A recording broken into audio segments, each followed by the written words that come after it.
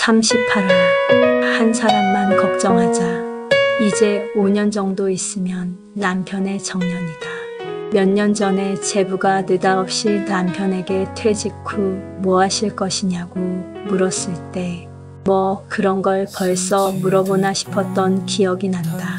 10여 년 남았을 때는 아주 먼 세월이었는데 5년 남았다고 하니 퇴직이라는 말이 실감이 난다. 남편에게 퇴직 후 계획이 있느냐고 물으면 아무 계획도 없다고 대답하였다. 30년 넘게 일했으니 푹 쉬면서 책이나 읽을 거라고 한다. 내 주변의 지인들도 슬슬 남편이 퇴직한 후 본인이 수입을 만들기 위해 창업을 한 사람들도 있고 창업을 준비 중인 사람들도 있다. 그럴 때면 나도 덩달아 마음이 바빠지는 것이다. 예나 지금이나 나는 남편과 앞으로 우리가 살 집에 대해 얘기하는 시간이 좋다.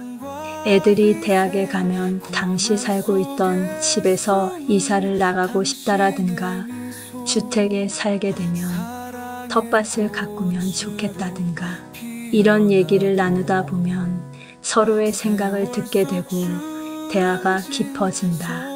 마침 새로 이사 온 동네에는 예쁜 전원주택이 즐비하다. 남편과 손을 잡고 산책을 하다 보면 예쁜 집들을 지나게 된다. 이런저런 집들을 보며 내가 미래에 짓게 될 집에 참고라도 할 생각인 듯 유심히 보게 되는 것이다. 예쁜 집들을 매일 보며 집에 대해 얘기하다 보니 새로 이사 왔는데도 집을 지어 또 이사를 하게 될 것만 같아 마음이 설렌다. 물론 당장 실현 가능한 계획도 아니지만 내가 생각한 대로 집에 대해 물어보면 남편은 그것도 좋겠다고 하고 저것도 좋겠다고 한다. 그러나 막상 집을 짓는다면 경우에 따라 대출을 받아야 하니 그것도 여의치 않다는 것을 나는 잘 알고 있다. 나는 신혼 초 우리 신혼집 대출을 갚느라 초인적인 힘이라고 할 만큼 절약 생활을 한 적이 있다. 그 당시 아파트 대출금을 2년 반 만에 다 갚았던 적이 있다. 그런 생활을 또 해야 한다고 생각하니 부담감이 밀려왔다. 대출은 받기 싫고 이사는 가고 싶고 나의 갈등된 마음을 얘기하다 보니 어느새 마음이 우울해졌다. 남편은 내게 말했다. 여보, 아무 걱정하지 마. 그런 말을 들으면 남편에게 무슨 좋은 수가 있나 싶어 안심되기도 하고 궁금해지기도 했다. 사실 신혼 때부터 남편은 늘 내게 큰 소리를 쳤다. 당신은 살면서 절대 돈 걱정은 하지 말라라는 것이다. 남편의 이런 말을 들으면 괜히 믿음직스럽고 안심이 되곤 했었다. 나는 남편의 말을 들으면 바로 알았다고 대답하며 마음의 고민도 털어버리곤 하였다. 그러다가 언젠가는 남편의 이 같은 말끝에 바로 물어보았다. 무슨 수가 있어? 왜 당신은 나한테 고민하지 말라고 큰 소리를 치는 건데? 나는 남편이 무슨 좋은 수를 말해줄 것을 내심 기대했다. 남편은 내게 대답했다. 고민은 한 사람만 하자는 거지. 고민한다고 일이 해결될 것 같으면 다 같이 하자고 하겠지만 그렇지도 않잖아. 고민은 한 사람만 해도 충분하니까 당신은 하지 말라고. 나는 남편의 대답을 들으며 감동도 받았고 미안하기도 했다. 나는 남편이 천하태평인 성격이라서 늘 나에게 걱정하지 말라고 하는 줄 알았다. 그래서 남편에게 어떤 화두를 던져도 남편은 끄떡없는 줄 알았다. 괜히 평화로운 사람에게 걱정의 화두를 던지며 괴롭혀왔던 것 같아서 민망했다. 나는 얘기 좀 하고 나면 속도 풀 수 있고 남편이 위로도 해주니까 나만 좋고자 반복해왔던 괜한 말들을 생각하니 정말 미안한 마음이 들었다. 남편도 또한 사람이다. 마음이 있는 사람에게 내가 잘못 행동한 것이라는 생각이 든다. 남편도 미래에 대해 왜 생각이 없을 것인가? 지금껏 잘 살아왔듯이 앞으로도 우리는 잘 살 것이다. 사람은 발생하지 않은 일로 혼자 상상해서 고민하는 일이 대부분이라고 한다. 내가 퇴직 후의 생활로 고민하는 것도 그런 종류에 해당하는 일일 것이다. 당장 내 앞에 닥친 일도 걱정하지 않고 대충 살아왔는데 괜한 일로 남편을 괴롭혔던 것 같다. 남편 말대로 고민은 한 사람만 해도 된다면 한 사람도 안 하는 게 더 좋을 것이다. 나도 더 이상 남편에게 퇴직 후 뭐 할 것인가라는 질문은 하지 않기로 했다.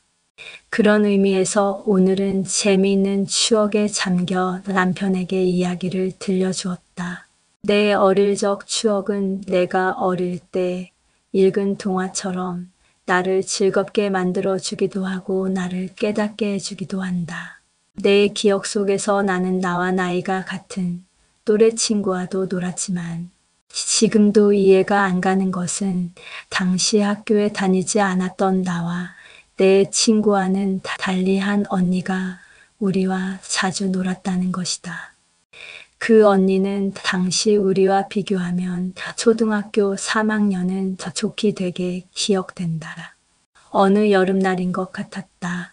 내 기억 속에 나와 내 친구는 가벼운 옷차림으로 마치 늘 그랬던 것처럼 익숙한 듯 언니네 집으로 놀러 갔다. 우리는 만나면 언니랑 놀까? 언니네 가보자. 라고 합의하고 언니네로 향했다. 우리 둘은 서로 약속을 하지 않아도 집을 나서면 동네 골목 어디에서든 꼭 만났으니 그것도 참 신기한 일이었다. 언니네는 식당을 하였다.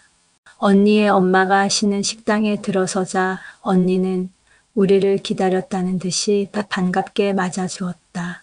언니는 자기 엄마에게 얘들과 놀다 오겠다고 인사를 하고 우리를 서둘러 내몰듯이 데리고 나갔다. 언니는 자기네 식당에 늘 있는 단무지를 들고 나왔다. 언니는 우리에게 반달 모양의 단무지 한 조각씩을 입에 넣어 주었다. 언니가 입에 넣어준 단무지조차도 우리에게는 즐거움을 주었다. 언니가 준 단무지를 오물오물 씹으며 초등학교 운동장으로 갔다. 그날이 일요일이었는지 여름방학이었는지 학교 운동장은 텅 비어 있었다. 아무도 없는 여름 오전의 학교 운동장은 무성한 플라타너스 잎에서 바람이 만들어져 나오는 듯 시원하였다. 나와 내 친구는 시소를 타기 위해 달려갔다. 나와 친구가 작으니까 한쪽에 모여 앉고 언니가 반대편에 타는 것도 즐거웠다. 어릴 적 나는 시소를 지겹도록 오래 타면서도 지겹다고 느낀 적이 없었고 신나고 즐거웠을 뿐이었다. 그러나 나는 그날 갑자기 시소를 멈추게 하고 시소에서 내렸다. 이유는 언니가 오물오물 뭔가를 먹고 있었기 때문이다. 나는 내 뒷자리에 앉은 친구에게 언니가 뭔가 먹고 있는데 뭐 먹는지 가보자고 하여 언니에게 달려가서 뭘 먹고 있는지 하고 입을 벌려보라고 했다. 언니는 순간 당황하더니 입을 더욱 굳게 다물었다. 우리가 포기하지 않고 입을 벌려보라고 떼를 쓰자 언니는 포기한 듯 입을 벌렸다. 언니가 하는 소리를 내는 동안 벌려놓은 입속에는 노랗고 동그란 사탕이 들어있었다. 우리는 왜 언니만 사탕을 먹느냐고 우리도 달라고 했다. 그러자 언니는 아까 주었다는 대답을 하는 것이다. 우리는 언제 사탕을 주었느냐고 단무지를 주었지 사탕은 안 주었다고 따져 물었다.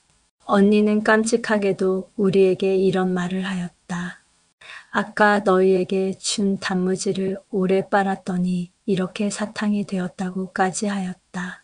그러면서 봐봐 색깔도 똑같잖아 라며 더욱 의기양양하게 입을 벌려서 사탕을 자세히 볼 수 있게 해주었다. 나뿐만 아니라 내 친구도 나처럼 그 말을 믿었던 것인지 아무도 더 이상 따져 묻지 못했다.